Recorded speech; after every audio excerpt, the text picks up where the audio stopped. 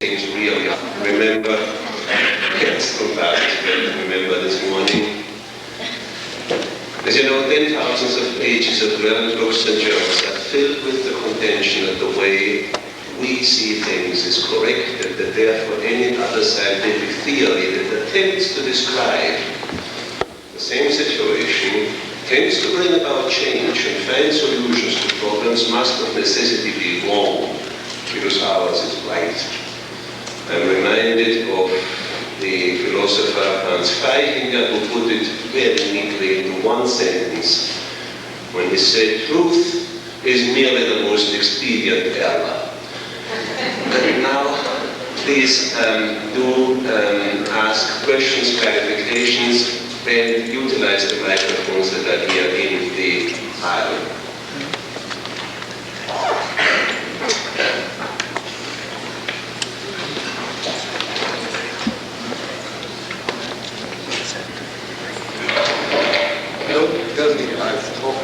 Talk you into oblivion.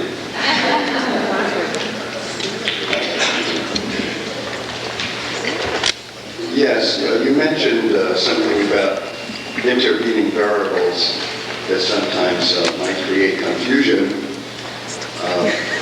In physics, Heisenberg developed a principle of uncertainty based on that our techniques of using light to make observations are interfering with the process we're observing.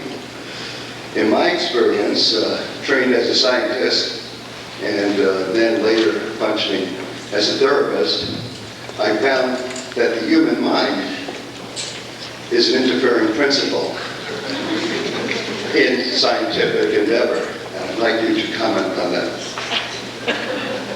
Well, let me say that I'm not the one in this meeting who is competent in physics. We have someone who will speak later who knows all about physics. So I do not want to comment on Heisenberg. All I know about that is that the uncertainty relation is a good deal more complex and more complicated to understand than a lot of textbooks tell you. The human mind may very well interfere, but that is totally irrelevant to the human purpose. When Paul showed the pattern of straight lines and the pattern of circles, you can very well think of the interaction like that. That there are the straight lines which are the world and the circles the human mind, and what comes out as knowledge is the M.R.I. pattern. The difference there is that the circles can never see the straight line. Circles have no connection to the straight line. The interaction happens on a higher level, which is precisely the level of reflection of the human mind.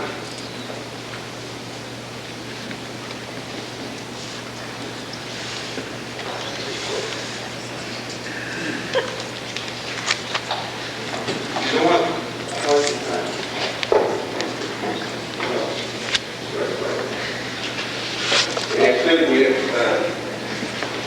Officially, we still have 15 minutes, so please feel free to, yes, Steven, or So I have a proposition for you, and I like your response to it. That one, from a constructivist view, could look at a particular patient in many different ways as to what's their trouble, how one would explain it. And it seems in the end that one might say that one's choice is a matter of aesthetics rather than science as to how one wants to construe the problem and do the treatment. Since one would not have the objective argument that this is what's really going on in the patient. And I was wondering what you think of that. I would say that that is a dangerous attitude. But please remember that I'm not a therapist. I don't have to deal with patients. But it seems to me that the therapist can only construct for himself a model of what he thinks is going on in the patient's head. And he constructs this model, as you say, not in order to find out what really goes on in the patient's head. And I would add, he should not construct this model in order to end up with a very beautiful, aesthetically pleasing model. He constructs it in order, in the interaction with that model, to change something. And from that point of view, the model he constructs of the patient is either a functional one or it isn't. If the model works to modify something in the patient, then it's a good model. I would allow that as the only criterion. Well, to push it a little further, it seems that I can look at somebody, and it seems I have many choice points as to, do I want to look at the complaint as the problem, the symptom? I mean, the boundaries seem to be in how I want to language what I perceive or what I get from my interactions with the patient. And what grounds me then seems to be what I want to do and what I have a willingness on the client to do. Clearly, if I have somebody who wants to work very quickly, my choices may be limited, but if I have somebody who's more willing to cooperate with whatever I think is necessary, then I have many views at my disposal. Well, I think there are two things involved. If you have very little time, well, that is a constraint on the kind of model you can construct and how you use it. What I said a moment ago may sound as though I am against aesthetics. God help me, I'm not. But from my point of view, aesthetics begins to enter when you have found, for instance, 2 or 3 models that all seem to do the same thing, that all seem to work as well as the others. Then other considerations come in. They may be aesthetics, they may be economical. That is exactly what happens in science and its application to technology. Well, there are very often there are 4 or 5 solutions of a problem. Once you know that, then you have the luxury of choosing. And then you choose the one that costs less, the one that goes faster, the one that looks better, or whatever. But those are secondary considerations. While you have no solution, the only value to be counted is, am I getting clearer to what am I getting closer to what works or not? I don't know whether I'm making clear that. Yes, I think in this field, one of the difficulties is as to what is the problem is not that clear cut as, say, one wants to build something or stop something from happening. It's a lot more ambiguous. And that's where, in discussions with a friend of mine with a philosophical bent, we came up with what are the constraints on us as to how we operate with the patient. Particularly, should we use a very radical brief therapy or a more psychoanalytic approach with somebody? And in the end, it seemed to come down to a matter of what we wanted to do and what the patient was willing to do. Since there was nothing out there to ground you in your choice other than that. Nor in your picture of the problem. After all, the problem that the therapist sees is the therapist's interpretation of what he observes, of what the patient tells him or her. And we're always back to that same thing. And I'm sure, from what I have heard here and the last time, it's clear to me that you are among the very few people who have realized that language is not a mode of transportation. That if the patient talks to you, he doesn't give you anything. He makes noises, sounds, and you interpret those sounds as best you can. But you interpret them from your experience and not from the patient's. I think you know that. Mm-hmm. So the problem, the way you see it, is your model of the problem. And in that, you see the model that you have built of the patient. And out of those 2 models, you may decide that perhaps the thing to do is this, or is that. And then you try it. And if it works, hooray. If it works, that means that what you have seen as the problem gets less. Who knows? I'm sure you've experienced it that the patient comes back 3 weeks later and says, well, I no longer suffer from this, but I suffer from that. So you haven't really got to the root of it. But there's also another possibility, and the patient comes back and says, I still suffer from that, but now I know why. That would be a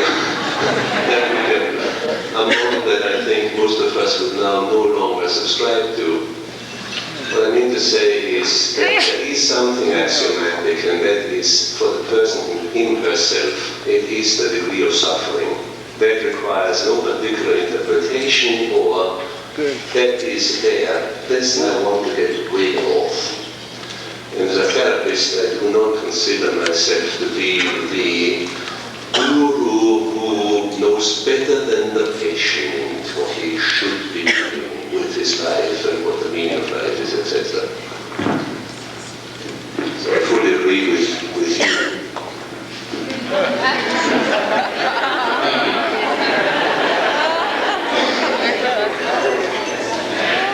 I think it's still, I'm still confused, but you all must be confused, right?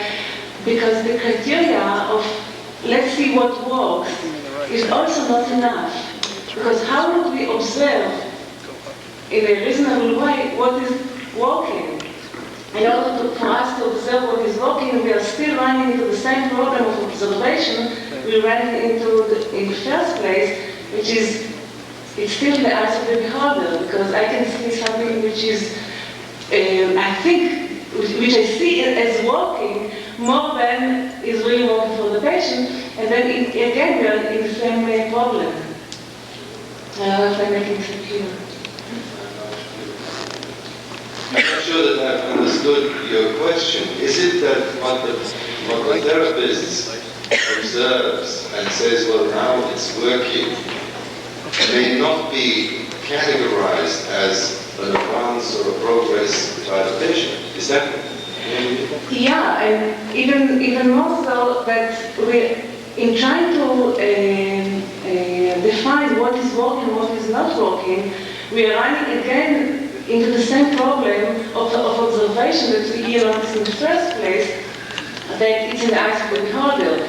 How could we, in the system theory, for example, avoid what psychoanalysis ran into, which is the circular, no way of refuting our theory or no way of using data in order to know what we are doing.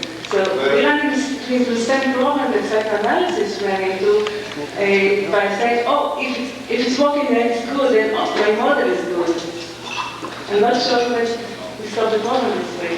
Well, I think I can answer that, but from my particular constructivist point of view, when I was very young and skiing and doing mathematics, I was also interested in psychoanalysis, which was very lively in Vienna those days.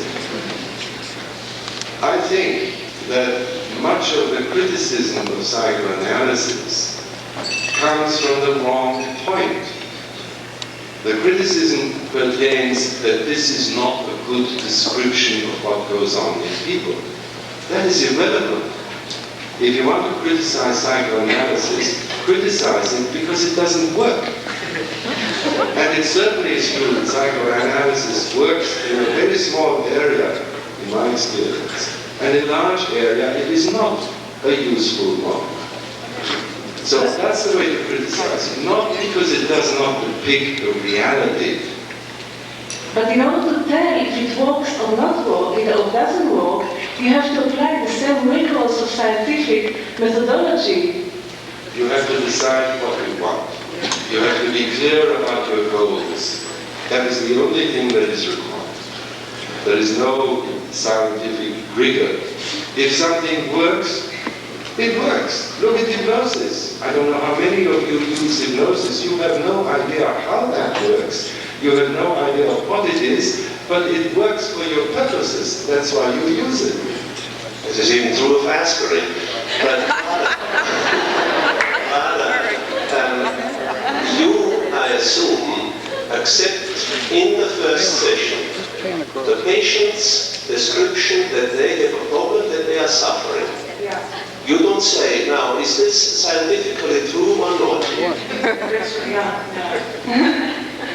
Have I said too much? Professor Breedram, just a second. Yes, I think there is a way out of your extreme constructivist position, and I think you've taken it at times without realizing, at least I don't see that you've realized it. And that is when you say it works, in a way you also take a realist position, because how do you, as the lady just said, how do you know that what works, I mean, in the extreme constructive position, I don't know that you're there. Now, Foerster once made a very pregnant observation with regard to realism. And he said we have a choice very early on in life as to whether to accept the realist position or not. If we wish not to accept it and become complete constructivists, then we go sit in the corner and bemoan our fate, because all of you lovely people standing in front of me, and Professor Glassersfeld and so on and so forth, don't exist anyway, so anything I do doesn't matter. Also, when with the extreme constructivist position, you come up with a many worlds, or even with an any worlds position, which you've almost gotten into. So why not take the leap of faith and say maybe there is a real world, and what works is due to the fact that we interact with it. We may not know it directly, and we have to make constructions in order to try to get to know it, but not to accept this many worlds or any worlds out. So as an act of faith, not a scientific tenet, but an act of faith, why not be a constructional realist? Well, you bring up the point that I hear more often than any other in other contexts. I have in this talk not talked about constructivism, but I think I have made that very clear, that constructivists do not deny the real world. Constructivists merely change the relation between what we call knowledge and that real world. I'm often accused of being a solipsist, and it is by people who simply have not read the things that I've written, because I have made it clear enough that the constraints of the real world are precisely what makes certain things possible and others not. But even if things are possible, that does not tell you anything about the real world, because you just fit into the spaces that the real world leaves free for you to act and to think. So I do not think that your objection is very justified. Constructivists talk about knowledge and not about being. Very good. I take that, and also I wasn't talking about your position in particular, but that is not what is understood in general by the constructivist position. And I think your position and my position are almost identical. So that is what I was trying to bring out. You brought it out very well. Thank you. I'd like to speak about this for a minute. The young lady who spoke not so long ago, I think was asking the question, can we use the same criteria to figure out if I figure out what works for you? I think that's really the question we're asking, because it's subject to the same things. I ran across a little research not so long ago, which had to do with the therapist's evaluation of what worked and the patient's evaluation of what worked. They weren't the same. And I think this is what we're talking about. Thank you.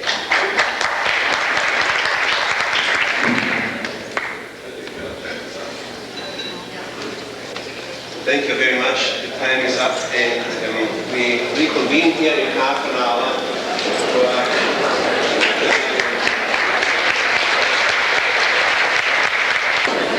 But do let me mention that in a few minutes you will begin to feel a pleasant sensation of cool air.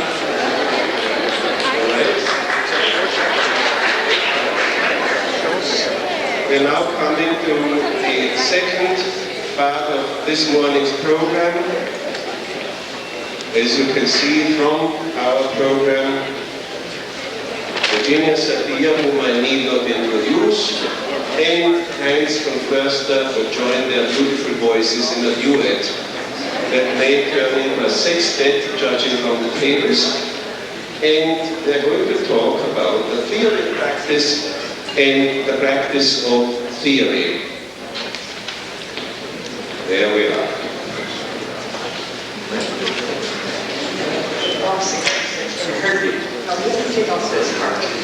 Open that. A microphone. Is this machine on? Is it on? It is on. Ladies and gentlemen.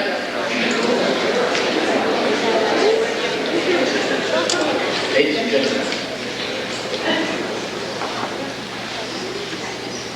I would like to generate a little bit of a context to that, what you are invited to be participant of what is at the moment still a dialogue, which I begin, but should become a dialogue amongst us all. I would like to tell you a little bit about how it comes that Virginia and I are standing in front of you participating in a dialogue which is addressed to the practice of theory and the theory of practice. And this is a personal experience which I had when I was about 6-7 months ago invited to speak at the large Milton Erickson International Circus. My topic was, of course, a very theoretical thing. I was talking about objects, language, and reality, and I will prepare, of course, my theoretical liberation. And I was supposed to speak on the second day. I had one sudden difficulty in giving a title for my installment number 4, which was to come after 40 minutes of my presentation, because it was sounding absolutely forbidding, and I had no idea to improve that. So the day before I was speaking, I came to a lecture where Virginia Satir was speaking. I was sitting in the first row, and she was presenting her poetic description of what's going on in a therapeutic session. I was sitting there, I couldn't believe my ears what she was talking about. She was talking poetry. About that, I was trying the next day to talk about theory. So when she was through with her presentation, I immediately knew the title of my installment number 4, with the forbidding title. I read you what I took then from Virginia. I said that installment number 4 will have the following title. It's called Togetherness. And I read the poem which goes along, because otherwise you would not understand the title. Be as aware as you can of being with these people at this moment. Just being with them. Be aware of whatever thoughts, feelings, connections move through your head relative to these people. Be aware of what's relative to the whole way we look at families, and relative to the phenomenon of what it means to be truly human. Be in touch with this, because this is the resource of your learning. After I've read that, the title of my chapter number 4, I will give you now my title of chapter number 4, and my title was Introduction to Recursive Function Theory.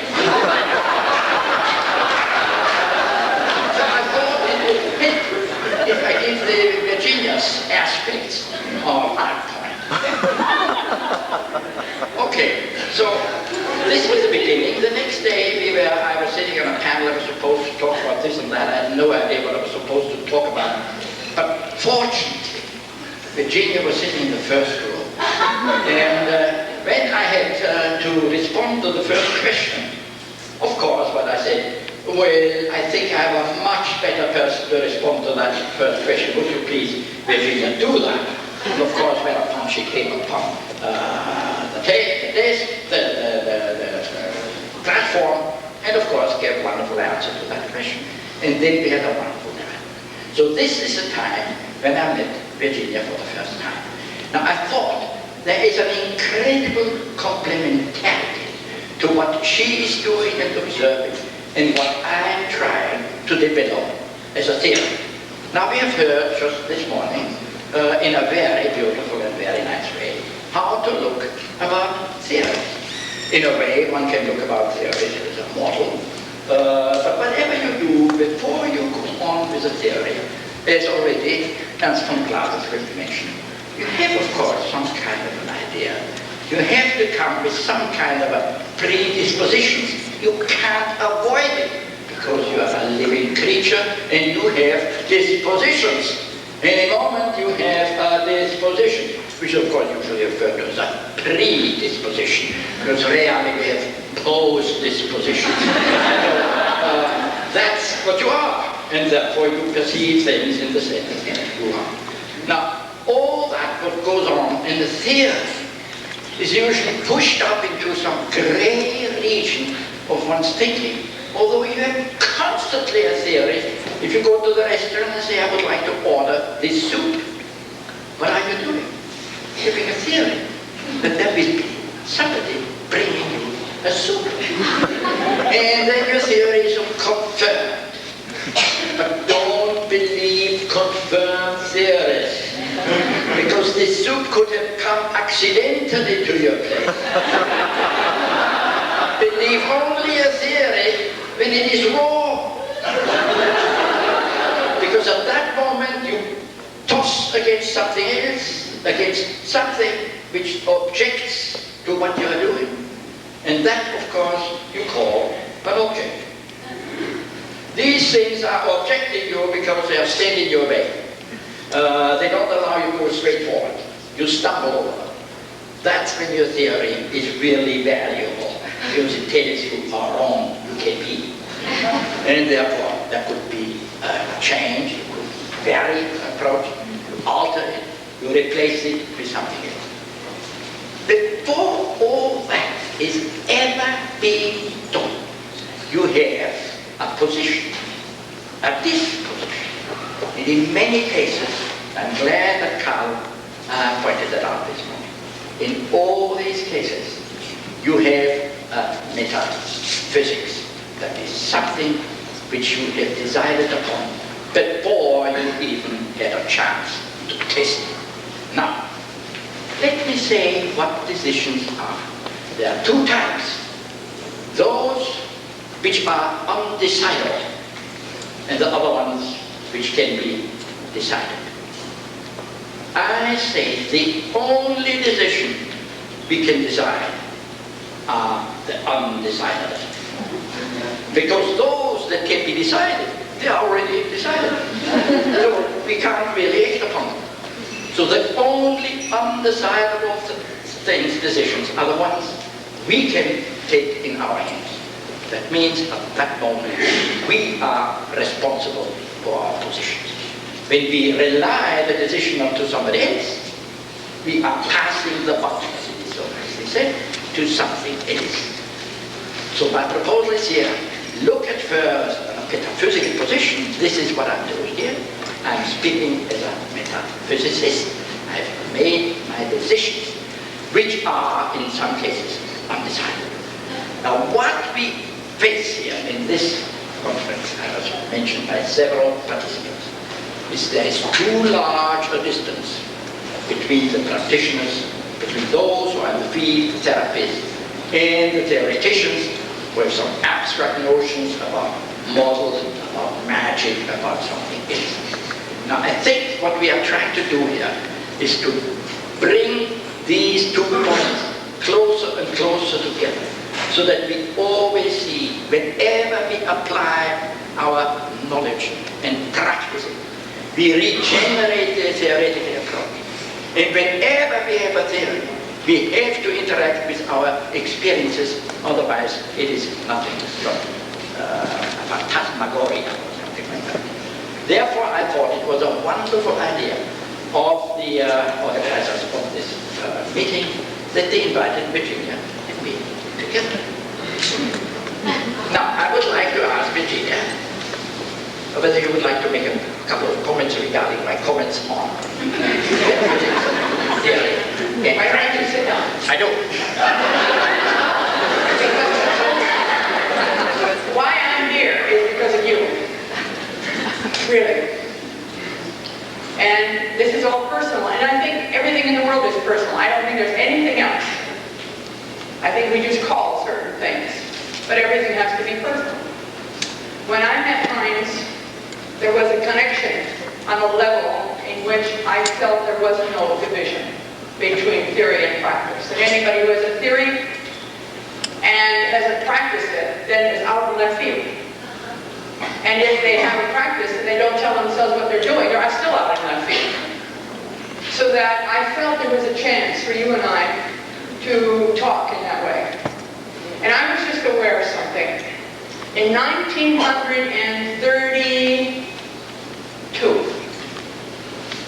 I was asked, no that's wrong, 1936, I was asked to declare whether I was Freudian, Illyrian, or Jungian.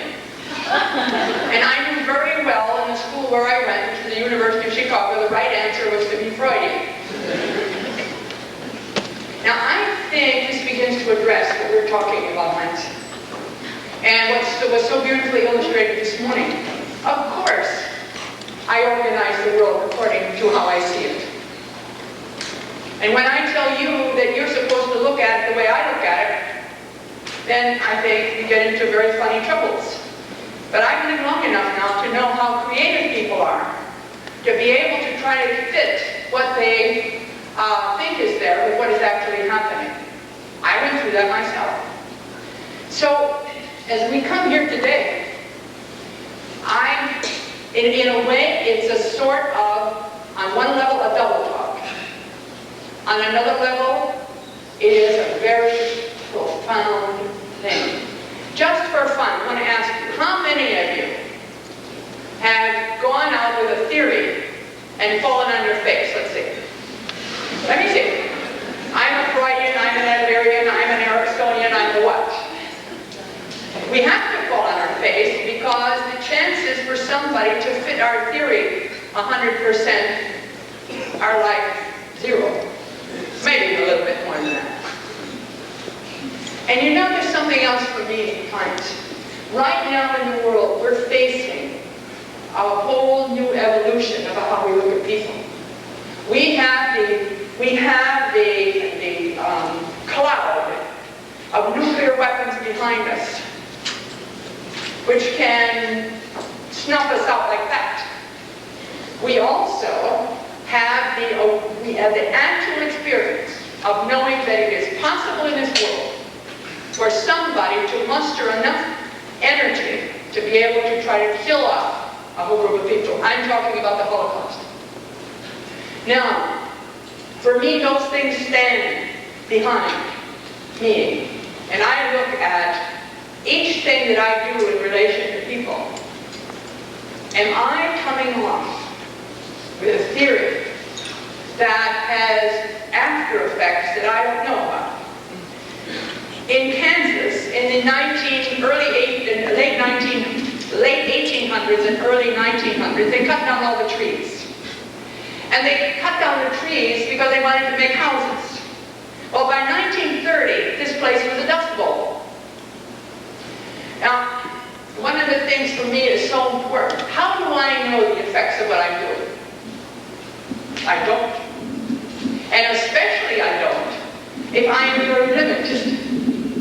I'm not going to tell you that I'm so wise that I could have said in 1900, look kids, if you cut down all those trees, you'll have a dust bowl and this place is going to be a garbage pit. But I think we have to start thinking like that. In physics and in theology and in some places psychology, beginning to take a look at the fact that we are an interactive world. And that what we do, what each one of us does, has an effect. Now, that's just on the level of being human beings. Yeah, but let me ask you, Virginia, something here. Yes.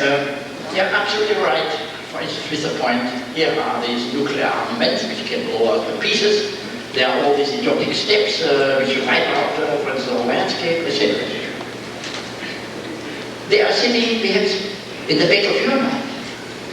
But I have the feeling they are just referred to in talking, but not in a real perceptive way. I have the feeling people are saying, yes, yes, of course, I know that. Why don't we go into breakfast now? Let's go down to something else, because everybody knows we have that blow-up thing. Okay, we have talked about that already again and again. So let's do something about catching mice, or I don't know what. My question is, because you understand that so much better than I, is how can we do the following thing? That this knowledge, this perception, is indeed sinking in, is changing our attitudes, our speech, our talking, our turning to things, our seeing. How can that be done so that it is not dismissed as being said already, now we can talk about something else? I'm gonna try to answer that. And remember, I'm just coming from where I am. I do. I don't want anybody to take this as law, because I think about this a lot. It has a parallel in health of the individual. Yeah. Hans Selye, this wonderful man who knows probably more about stress than anyone else up to date, said that most people only expect to be just a little bit sick, not a lot sick. Nobody really expects to be happy. I don't know if you know that, but that's what he said. And I think that's true. So, what I see in all of this, as the dangers get more and more, what's the tolerance level at which we can't take the danger anymore? And it reminds me of when families come to treatment, or at least did. It had to be so terrible before anybody would do anything about it. Now, we can go along and we can say, let us minimize the negative effects. But that really doesn't address the problem. Right. The problem is we need a new way of looking at people. We need a new way of looking at life. And that began to happen. See, I think that's the only reason family therapy came in the world. It came after 1946. I saw my first family in 1951. Abraham Maslow and other people at that time were talking after World War II, saying we got to have a new way to look at people. And so gradually what happened within those early years, people said, let's see what happens when we look at people differently. Instead of looking at them as hierarchical and that you have a formula for doing something with them, let's look and find out who they are. I would give you and offer you something I've offered myself, which I believe, I don't think we know very much about people. I don't think we know very much about health. We know a lot about pathology, but we don't know much about health. And right now, there are many people, Bernard Siegel is one of them, wonderful man, wrote Love, Medicine, and Miracles, who's saying, let's find out what health is. And the sad part for me, and the part I pray that I will not add to, is that I will be trying to address health by my knowledge of pathology. And in some ways that I see that the formulas, everybody I know who is in the therapeutic field wants to help people. I see it all over. Even the bartenders want to do that, they tell me. But what is that? Is it simply the stopping of a piece of behavior? Or is it that something new happens inside so that the next time I greet someone or the next time that I'm in some kind of an activity that I manage myself in such a way so that positive things come out of me? This is where I think the real need comes. Are we going to just become more benevolent about a process that is basically destructive? Or are we going to look at a different process between people? Like the process of learning more about what makes growth instead of what impedes it. I think that's important too. But we have to look at where is the place for love? Where is the place for looking at our connection with all of life? all of it. All of the people in the world. Of course, I have an advantage in some respects, according to some people. I travel all over this world. And wherever I go, I find that we're all more alike than different. Virginia, I have my class breaking at the moment. Yesterday, we also, unfortunately, didn't see it, but absolutely a fascinating movie. It was a movie about people in Brazil who, of course, in some problems, want to get rid of some of their pathologies, psychological pathologies. That's right, a fantastic movie. All extremely beautifully dressed for that occasion, prepared for now doing a ritual where we can get rid of something. And the lady who was talking about that made a reference to cultural determined pathologies and therapies. And I was fascinated by that point because maybe different cultures have different blind spots.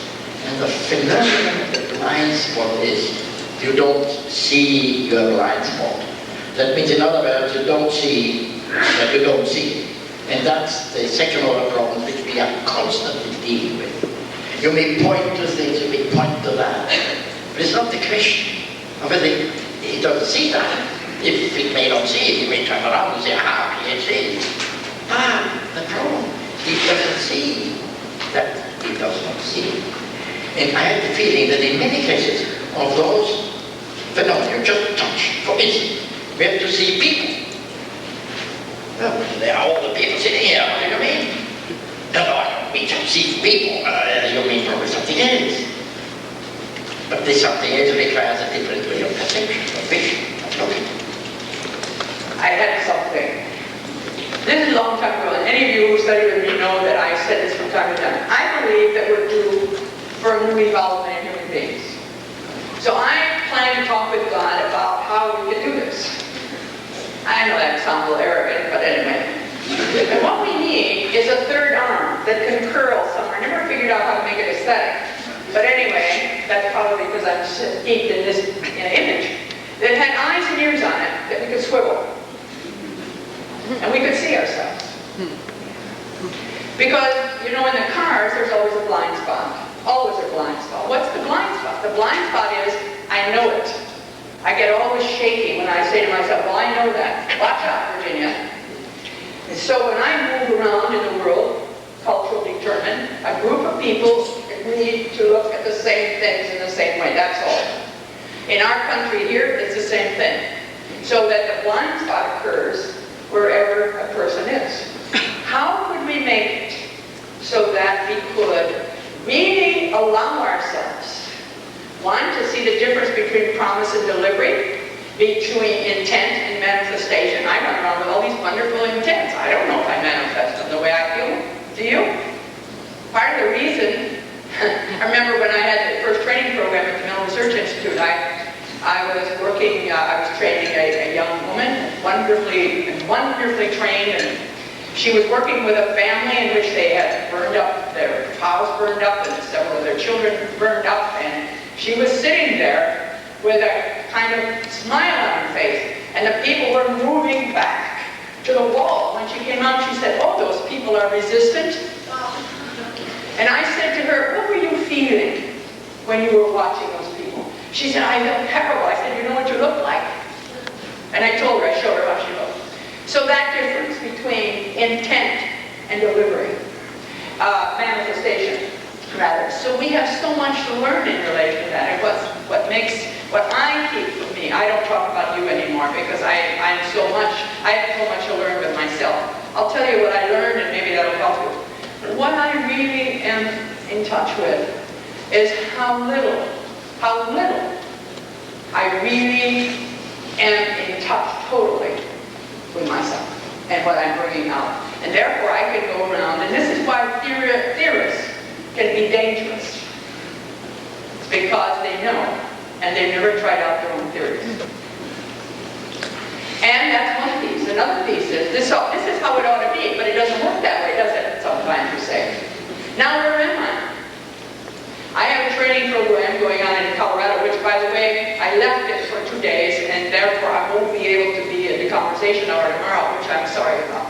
But anyway, the most important important thing I'm trying to teach the people there, and I don't know if I can do it, but I try, is for people just to become aware and see what it is if we don't have to bind ourselves with something out here about what should be. That's almost inhuman.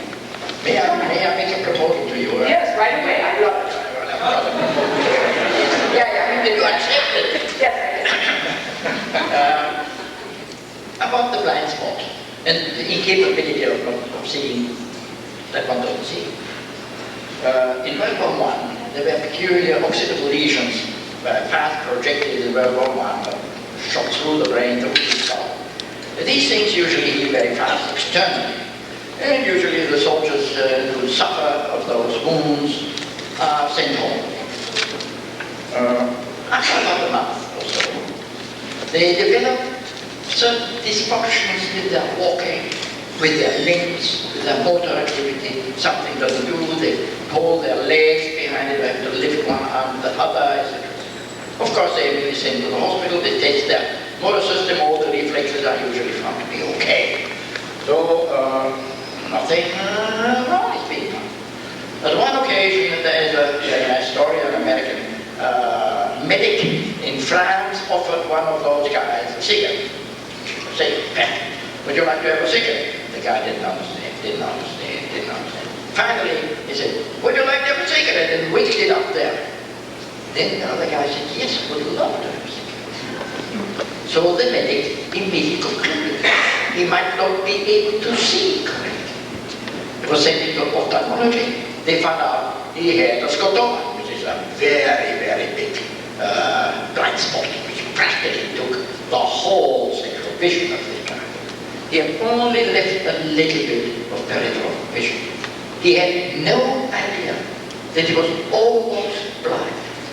And therefore, he could not move, because usually we control our movement by looking at it. And if we think we see, but we don't, then of course your movement ceases to be functional. So the ingenious therapy, this is why I popular, was that they blindfolded these people for a period of 1 month. And the idea was, by that blindfolding, to uncouple their reliance on visual clues that were not there in the first place. So they completely blindfolded them. Suddenly, these people had to rely on their own proprioceptive system. Of course, you know how you stand when you close your eyes. You know that you are sleeping. You know that you are putting one thing before the other. You know that very well. If you listen to your legs and not watch what you do. After a month, these people regain completely their motor capabilities. Then they are unfolded and they see a little bit, but they walk perfectly. My proposal and question here to you is this strategy of uncoupling with something that is not there in the first place, but that you now have to shift your attention to something else, while you're not relying on attentive to be something which is not there in the first place. Would that be a possible strategy? You see, I'm thinking about incorporating your notion of attention, of being aware, becoming aware. Well, I think this works very well, and it's in my mind about whenever I say I see something, I don't know what I see. I know what I can say I see, but I don't know whether that's really what's there or not. And you know, that used to trouble me because I was supposed to know what I saw. But now, all I can tell you is this is what I see. Do you see the same thing, I might say? So that the important piece of this is that we grow up coupled with things that aren't there either. And so that one of the things to free people to be able to see more fully is to do that uncoupling. And I put it like this, that without our knowing it, we have these barriers. You see, this person could have said, I am blind. And someone else said, yes, you are blind. And then now we will work it with you in relation to how you were blind. Instead of, well, let's take a look at what this body is doing, and what your mind is doing, what your thoughts are doing, and see how we can put that together and see what new functions can be established. And so that so much, and I don't even know if I've got the words for this now, Heinz, but so much of what we take, I think, what we take as fact, is what was so beautifully described this morning as simply a way that we have of organizing so we don't even know the parameters of which we live. In fact, I would go so far as to say that most of the way we look at the world started when we came out of the womb, with the first hands that were on us, and with the first eyes that looked at us, and the touches and sounds, and by the time we were 1 year old and got speech, and the people around us were validating that which we had seen before, that becomes a reality, which then we look at the world with. And I don't know how many of you have the experience that you hear a lot of erudition.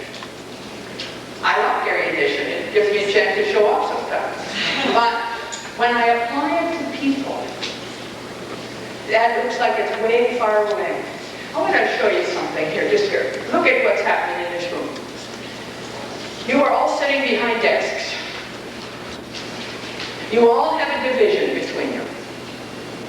And I know you want to hear and you want to be and so on. Your bodies are still. And in a still body, you can't think very well. Actually, you have to work very hard to get something out of what's happening up here. You're breathing.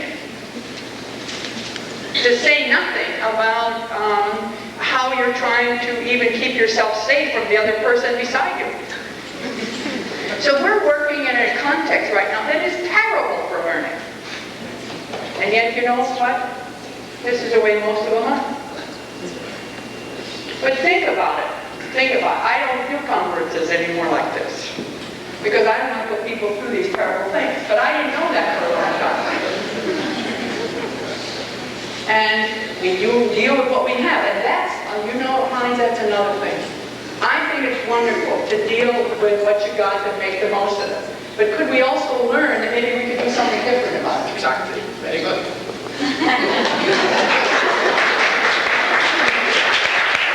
And so when our earlier speaker was talking about can you learn from experience, we have to add something to our awareness about what's possible. It isn't just, we can't just learn from the experience itself. We have to learn from some of the things that we come to know about. I don't know how many of you in this room realize that you decrease your ability to take in this way. I don't know how many of you know that. If we took some measurements of you, what's happening with your breath and your blood pressure and all the rest of that, we would see that it's quite a different thing than when you would be active in some kind of way. This is a kind also of a conundrum too, isn't it? Absolutely. So what I would like to be heard, not in terms of what's wrong, but in terms of looking at something that I know that I used to think was much more simple than it really is. And that's the business of how we learn, which is what therapy is about, which is what all these things are about. Virginia, have you been in a group as large as this one? Where you could really interact with people, where they could indeed do the breathing, where indeed could see a flow of relationship, etc., etc. Because if we were all standing without the tables, they would get tired. We could all sit on the floor, and we would not see each other. I made oodles of experiments, Virginia, oodles of experiments. I know that's a lousy solution, I know that very well. They're a little bit better one. But let's pick that up. a very good one. Yeah. If you say let's all sit, let's all stand, we're saying take a position and be rigid. Life is a matter of movement. Being able to move. So that you could lay down for a while, you could stand up for a while, not according to the clock, but what would fit you. Do you know what I'm saying? Yes, ma'am. So because see, this is, I think, the big difference between, one of the big differences, we could say, between theory and practice. Theory comes out static. Practice comes out dynamic. So how do we take a static idea and make it dynamic? But then I have to have a dynamic theory. I mean, what you are presenting is of course exactly that. Exactly. Stretch, move, act, relax, tense, according to your own needs of tensing, relaxing, stretching, and standing, which is of course one that's very, very good. There is a second game, of course, where we play at the same time. These are the constraints of such a situation. For instance, if we have this verbal dance at the moment, How can we have stretching, relaxing, lying, and standing people participating in that dance? Would you think our theory would allow that this would be a success? Well, you know what would happen? You see, everybody would have to agree that they'd be willing to move however they would need to move. Right. The constraints would be how much they wanted to touch somebody else or not. Right. And that wouldn't be anything you and I would do. Exactly. They would do that. So that it becomes then a matter of we join in a creative act. Now, may I apply that, for instance, a therapeutic situation? Sure. I have seen, I was allowed on some occasion to look through that mirror and see what's going on in that room. I was always absolutely fascinated because it's incredible what's going on. Now, what's about not having these members of the family sitting around a table, sitting on a chair, the therapist sitting on a chair, having all these paraphernalia sitting around, and having a room without furniture. And people relaxing and interacting and doing things of that sort would be this some way more inducive for establishing a relationship amongst the members. When I first started long, long ago, I had ideas about how people should be when they were in treatment. Yep. And I didn't know the things I'm talking about right now. No, I don't. And everybody was acting according to what they thought was probably polite. We even had those funny theories then. We watched who came in and what chair they sat in and what did that say about relationship. Anyway, never mind. So at this point in time, I do everything I can do to clear the room of everything that says that you have to do anything. That's difficult, but we do it. We do it. I can be on the floor. In fact, I am sometimes. People are standing up on chairs, which they are sometimes. So that we make the room into something that fits more. I guess well, some people would be horrified what they saw, but that's good. Well, I don't mind that anymore. You know, I went through enough, so I don't mind when people get horrified. Because all I want to know is that they will be willing to tell me about it. Then at least I can share some things. But I think what we are really talking about is what kind of context make for learning? What kind of interactions between the leader of the learning process, and therapy is called the therapist, in the school it's called the teacher, at home it's called the parent. What is the relationship between that and the context that's created? What are the constraints that keep people from learning? For instance, one that we know, I don't know how many of you know it, but the constraint against the taboo to comment. I mustn't comment. I must be a nice person and take what's happening. And then you see, for a long time, the other side of that was, I'm going to rebel. Well, I think both the capitulation and the rebellion are in the same stage. And this is why it's so important and why I like to be with you at this point, because I think we have to move from that to looking and seeing what is it that we're really looking at. What is this wonderful human being that has so much, that for so many years has been depressed and limited and so on. I don't think we even know what a human being will be like when they've really been able to evolve. And right now, I think even this conference, from what I've been able to judge, we take this conference and go back 25 years ago to a conference, and you see the subjects aren't even the same.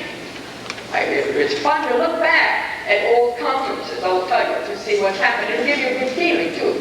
But this conference looks like it's looking at some things that wouldn't have been looked at before. Like even this question we're talking about. How do we put together the way we organize the world, you know, the theory, and then how we practice this in relation to somebody else? Yeah.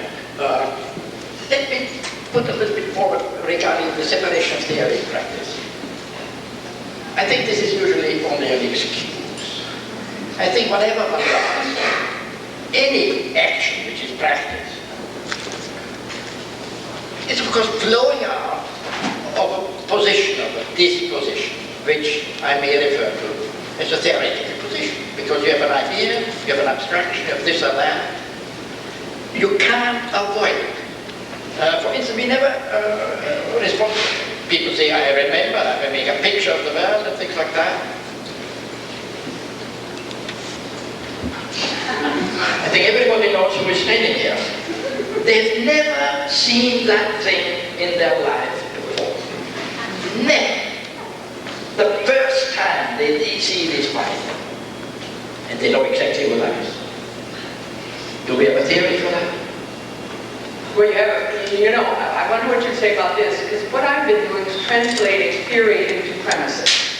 And your premises are what govern what you look out in, what you pick up out of the reality, and then you teach them as though your premises and reality are the same. And what's interesting about that is that people will go on doing it because it's like the blind spot, I don't know anything different. But if we can trust and be open, Paul said something very good, I thought, when he said there are many paths and we can't fight about which one is right. But isn't it wonderful to be able to put out what you have and have somebody look at it and say, well, this is what I see, this is what I see. And to be able to begin building something. That's where I think we are right now. The old days in the conferences of the Mental Search Institute and others where they fought about who was right. I stopped going after a while because I hated it. But it was a process we had to go through. So that now I think so many things are coming in that we can listen to each other.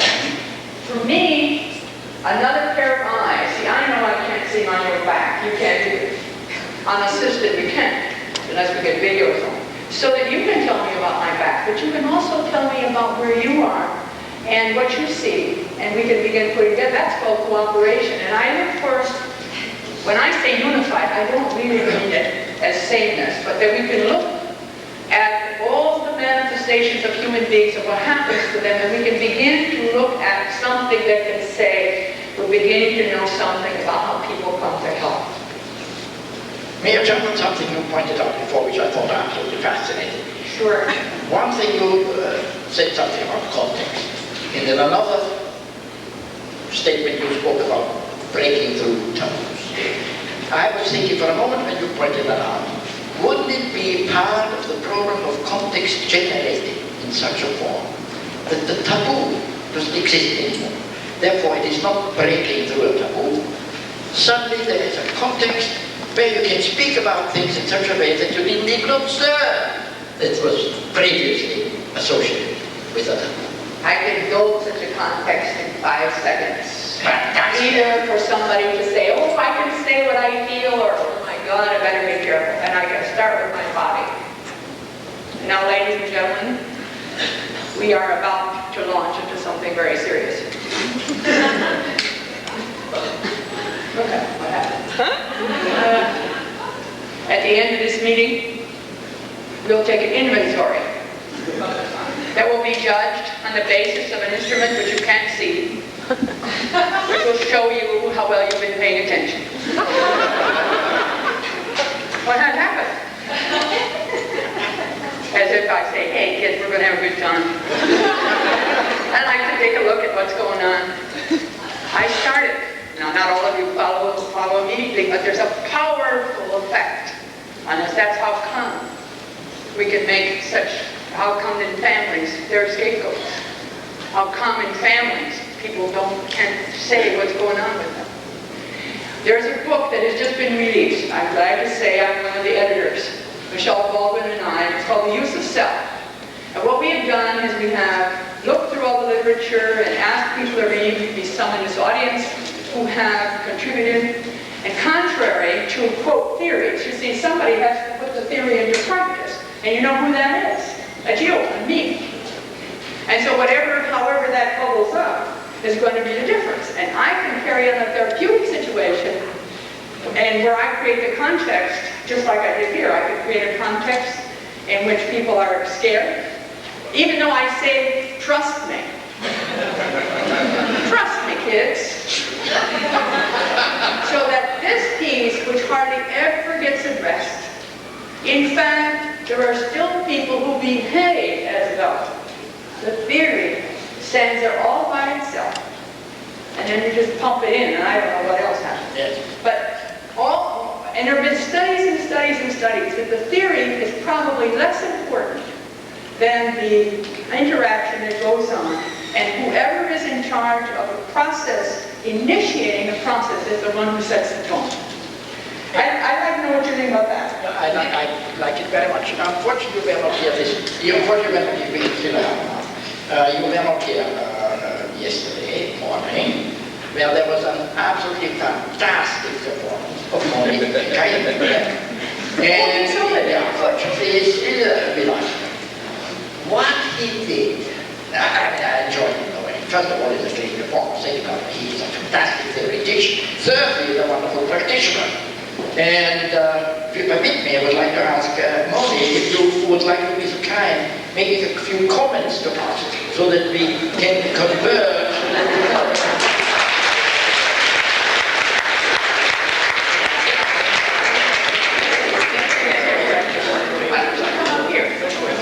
Oh, you want to do that? Okay. You know, there is a story. It's a story in the Bible. You know that Moses was the only man who met God face to face. And when you read the commentary of the Bible, there is a man called Rashi, who in the old age wrote the commentary on the Bible. And Rashi said, Moses never met God face to face. Moses saw the back of God. In fact, he saw this part of the back of God. And I was a child, and I was thinking, that's funny. So, a human being can see a part of God that God cannot see.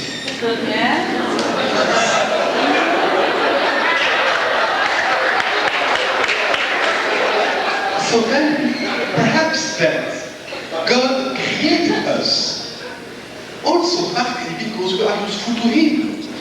We can see part of Him, but He cannot see Himself. So when I was listening to Virginia speaking about having an eye in the hand which can see all around, I was thinking, well, but then, what place do I have for my fellow human being? Perhaps it's important for me not to have an eye in the back, so that there is room for someone else than me.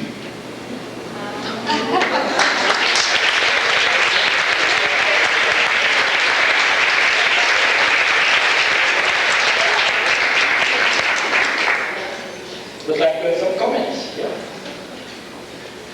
We need more people up here now. More people. More people. Pretty. No. Yeah, come help us.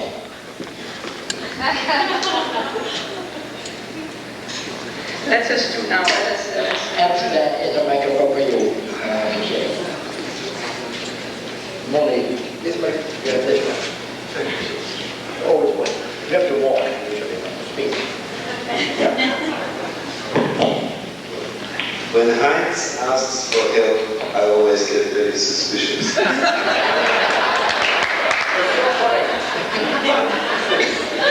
I would like to pick up something that he said at the very beginning of this conversation about things that have already been decided a priori. And I want to suggest that many of the things that we consider unchangeable and therefore undecidable are given to us by the language into which we have grown. I will give you one very small example that I sometimes use to loosen up my students. I say that where I grew up in Central Europe, at the time that I grew up, you were born with an identity card. When you became a teenager and walked about in a city that you didn't know, you were not at all surprised to feel the hand of a policeman on your shoulder who asked you to see your identity card. You never felt, it never entered your mind that that in any way impeded your individual freedom. To the average citizen of the United States, that is a fascist state. Similarly, where I grew up, you never felt, and it never entered your head, that it impeded your individual freedom, that you couldn't go into a shop and buy a gun. That was not part of what you considered your individual freedom. Yet, to many Americans, that is a sacred right which they feel they have, and that it impedes their freedom not to be able to do that. Now that is a question of semantics, basically. Because people who have such a different conception of freedom have the greatest difficulty in talking to one another when the word freedom comes up. And I think that is one of the problems makes this world today so very dangerous. May I add to that? Because you can improve the state of affairs you just described of having an identity card and carrying it with you all the time. When I was in Vienna, at the time that the Russians occupied Vienna, and this they did for about 7 or 8 years, you had, of course, everybody had to have an identity card. But at the bottom of the identity card, it said, this card is no good for identification.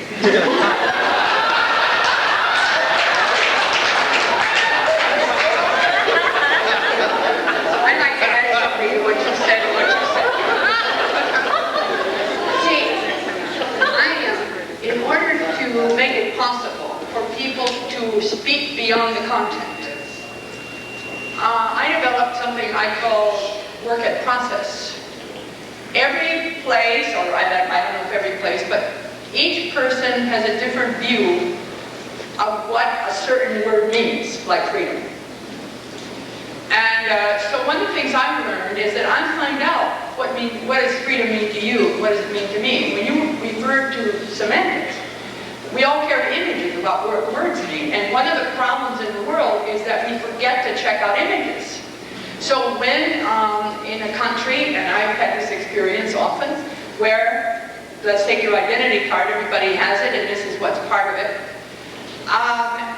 and I might not do that. If I go at this from the standpoint of learning what is unique and what each person in each country, let us say, does, then I don't talk about freedom in terms of the specifics, but rather in terms of the choices. And I think that this may be one of the places where we can begin to make some difference. That is, the specific content of something does not govern the process of how it is made. And I think that is a distinction I would like to make in relation to that. You know, just as an illustration, when I first started going all over the world, people said, when you go to Nepal, stand 4 feet or 5 feet or I don't know what from somebody. I said, why? Well, that's the way they do it in Nepal. Well, I said, all right, I'll see. Nothing that I read about how I should treat people in different countries apply to everybody. Well, you know what I found in Nepal? The relationship between the shoulder and where you shook hands. Now that was very interesting. That's a process. And so I didn't have to get into all that other stuff, but I think we do. And I think your point is such an important one, that we mix up process with content, and therefore we can no longer talk about what the individual is like. That's my view. Thank you. Molly, you were going to say something, didn't you? Well, I realized when I was speaking there, while walking, that in fact, it was partly thanks to an article of yours that I was able to speak the way I was speaking.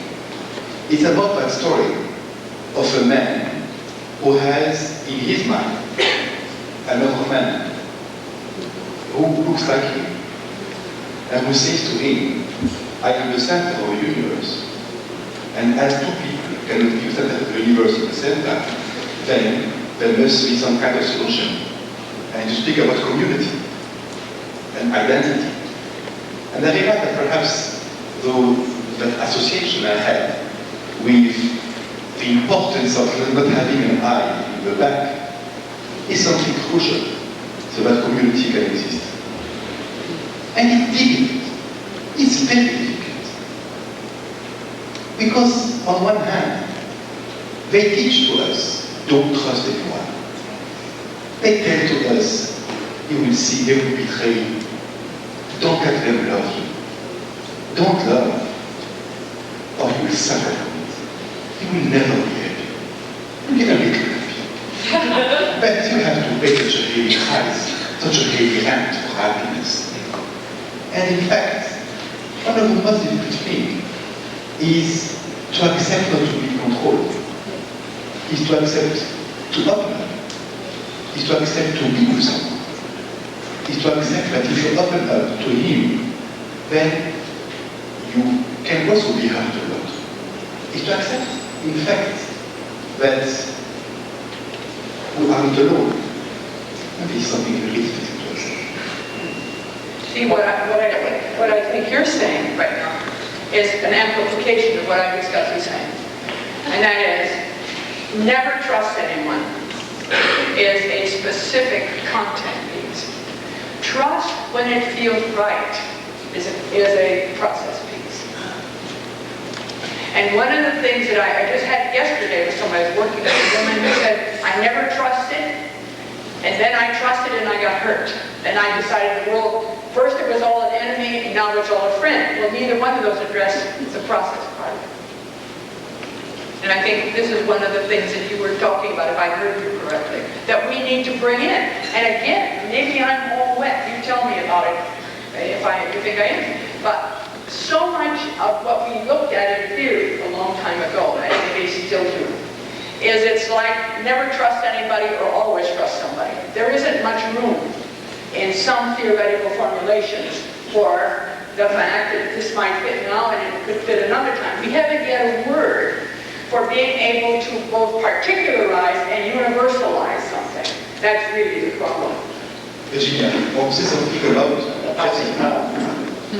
Occasionally, however, there are some very clear guidelines are possible. For instance, I think it was the chairman of the Federal Communications Commission who said the following: after a detailed study of various cultures, I've come to the conclusion that under the law in Britain, everything is permitted except that which is forbidden. In Germany, everything is forbidden except that which is permitted. In the Soviet Union, everything is forbidden, especially also that which is permitted. And in Italy, everything is permitted, especially that which is forbidden.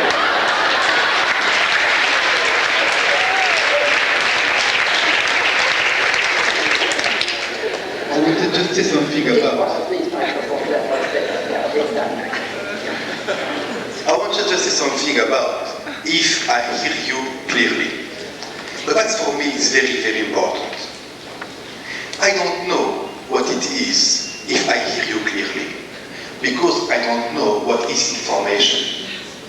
With people like Maturana or Varela, I believe more in structural coupling, which means that what happens when I listen to someone is what I listen through my own structure and what I'm constructing of that intersection between the other one and me.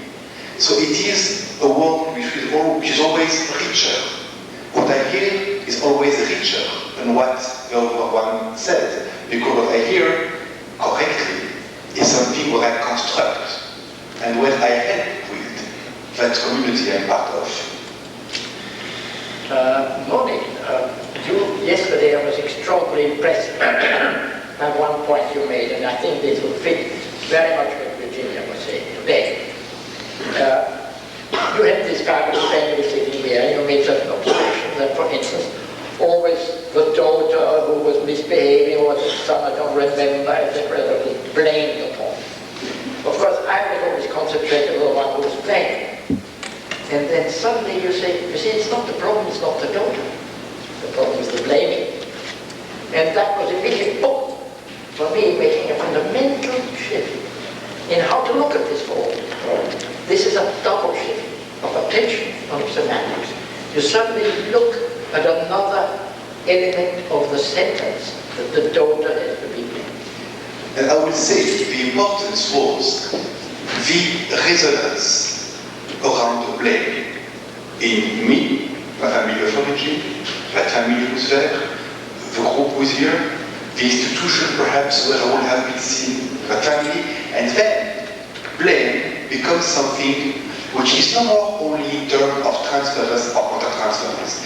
Blame becomes some kind of transversal thing, going through different systems, resonating at the same time. And then it can become a lever. Not to say don't blame, but to think about how to work with blame. Let me show you something. Will you play with me? Will you play with me for that? Yeah, of course. Or you can have that. Before we started to talk about systemic thinking, we had categories. All right. Would you come here now? You be a father, you be be his son. All right. He is the father. And I want you to do like that to him. And you do like that back to him. No, not like that. Now, put the hand forward like that and do that to him, like that. It's difficult for me. That's all right. I will help you out. We're not holding down your Foerster. How can I be Oscar? Now, I'm just giving you that name. Okay, that's all right. Now, just put your, come on, you leave it. Otherwise, I can't make it. Before we started looking at systems, we would not have seen that this was what we were treating. And how then did that relate to what was going on over here? Because when we were working with individuals, we would have to assess who was responsible. And now as we come into the systemic idea is, and this looks very simple when we do it, however, coming to any one of these situations with the idea that one of you is more responsible than the other one gets us off track. And so as we look at this, and this is hard. If any of you have done work with families, you may have fallen in the trap about who's to blame. How many of you did that? Just me? Okay, I don't believe it. So that in this wonderful thing that I think that is happening up here with looking at this, getting some kind of awareness, because the word we didn't use yet was, which was on the program, was systemic, looking at this systemically. And that then already implies not a cause over here and a cause over here, but a whole set of things. And when we bring that to bear and look at it within the frame of what we've been looking at it, we have to add another whole set of dimensions. I'm the baby and Yes, anyway, you started to cry when these two people did what they did. And in an oversimplified way, that whoever is present in this gets some kind of an effect. Now, just to carry this a little bit further, suppose this went on all the time, and then you come out and you had food problems, which you very easily could. What we used to do was to take care of the food problems, and we didn't see it in the context. You mentioned context. We have to add that to this whole part, because what we're beginning to see now is that nothing really can happen without knowledge. No, raise that. To understand what's happening, we have to look at the total context. And that asks us to look in many different ways than what we've been looking before. And add to that, what you call food may not be food to me at all. Exactly. Yeah, all right, absolutely. Well, so that what I think this all ends up to me too. I had lots and lots of experience. However, I still feel like I got the beginning. Yes. And that's where I think it's so important, and I can learn so much that way. And it's hard not to think about your past, but I've almost given up on precedents. And if they happen to fit, they happen to fit. But putting this now into the whole context of system, it gives it even more like, thank you. You know what's the problem with beginnings? What? They do not follow. That's right. And this is the hardest thing to get, something that does not follow. And when you were talking about context, and when you would try to remove the cause and effect, again, I would like to make a reference to my presentation yesterday, saying that the root of system theoretical thinking is imagined, where cause and effect collapse into one. You cannot say any longer, that's the cause of this, or this is the cause of that. They're just there. So I'm very glad that we're free to make causes of magical thinking. Ernst, you are ready to say something very important. I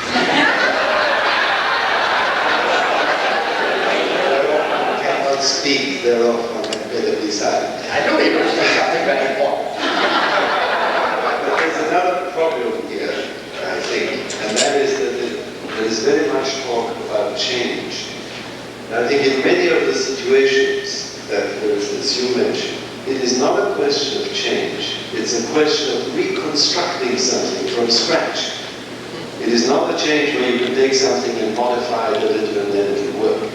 especially with the meaning of words. And after all, when people, say married people, get into difficulties, the difficulties usually get worse when they begin to talk. They argue.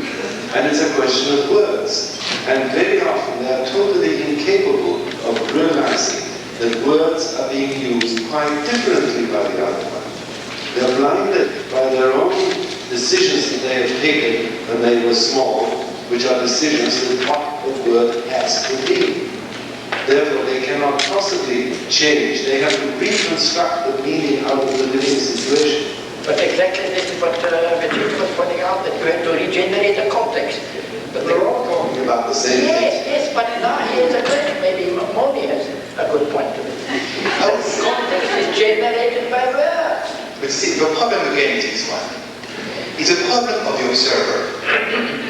You see, Heinz, you always put emphasis on the fact that we cannot speak about the system without speaking about the observer constructing or inventing, as we used to say before, the system he is looking at.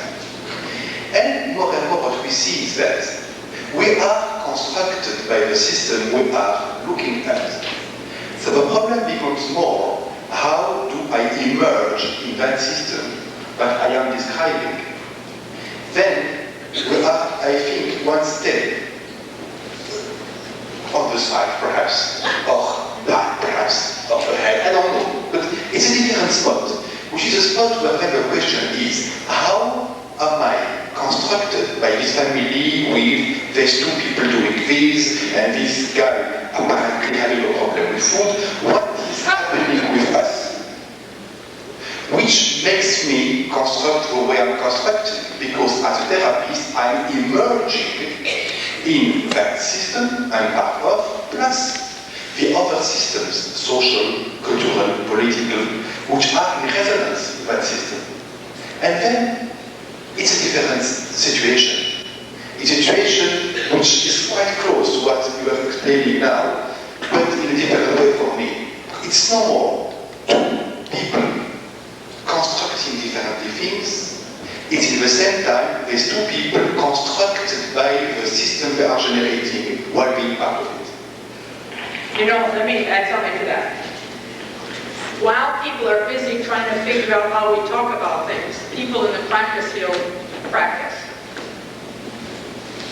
And what it seems important to me is that we keep alive, that we can talk about all these things. But what makes the difference between my construction and my reality in relation to you, which of course is going on, it's the only way it can be.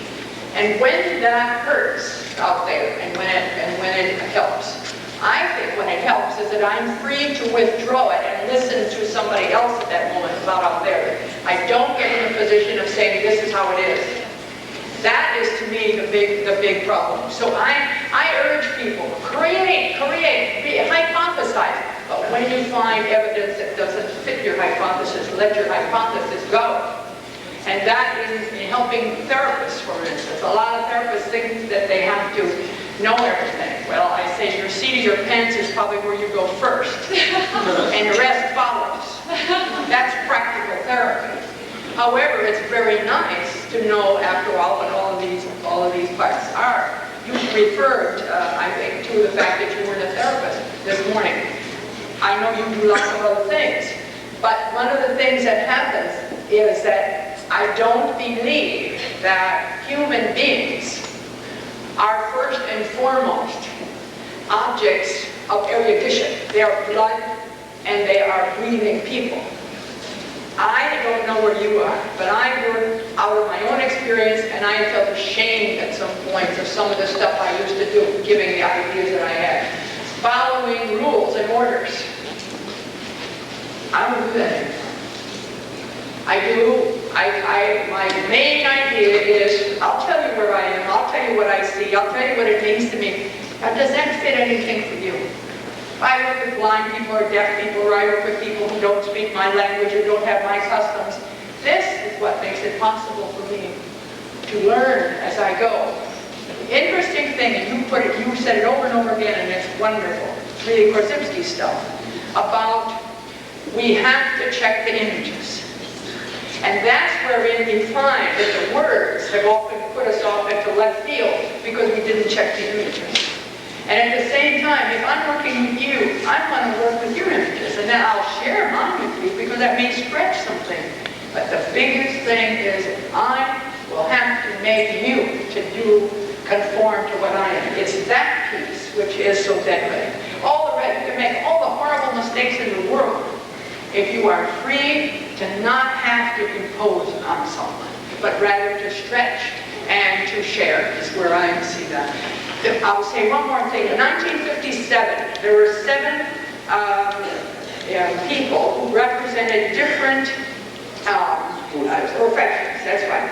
They worked for 7 years to try to talk together, and they never got anywhere. And the reason they never got anywhere, shown later, is they never checked each other's images. They were always talking at the level of words. And so that's one of the things I think we need to always look at. You reminded us of that so much. Just 2 things. First, I like what you said about checking images, but I liked what you said because you said checking my images against your images. You didn't speak about any territory. You spoke about the map as a territory, as we say hands. And that was very important for me. But it is not as like Krositsky would say, checking an image of a territory, it is checking an image of an image. That's crucial. The second thing is about the theory and practice. You are right. Practice is always a lot richer than theory. Still, theory can enhance practice. And yesterday, Heinz was saying how in Castaneda story, there is a guy, Don Juan, not Don Juan, the Castaneda cannot see things that he cannot explain. And in fact, in some training programs, for example, one of the things we are doing is to say to the students, let's have a simulation where you will make as many mistakes as possible. Please, as many mistakes as possible. And then they find themselves in a situation where they do things which are close to their heart.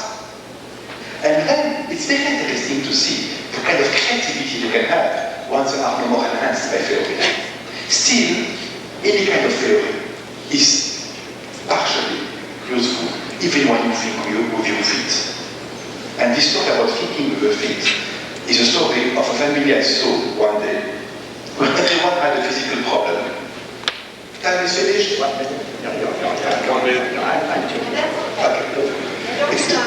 It was a family where everyone had a physical problem. And the student saw that family. And it's a family where the rule is, we need to be helped. We want help.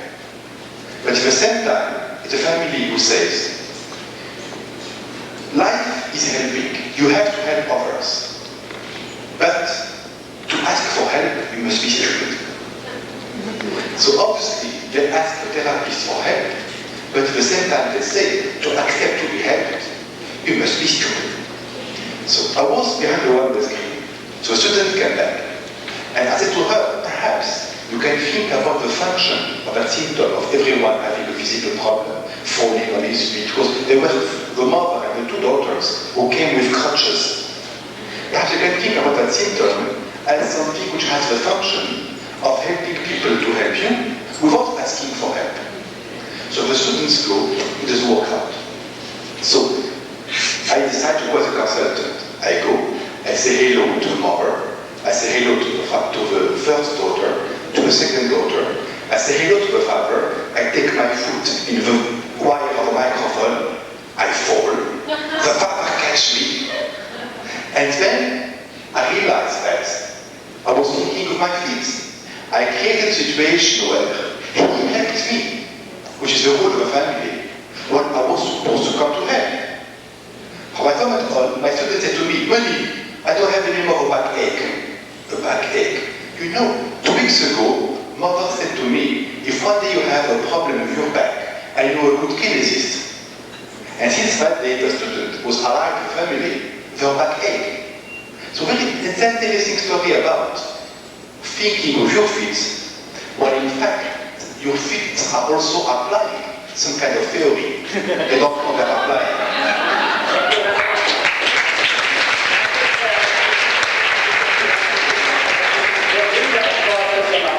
No, Paul, I don't mind the last one.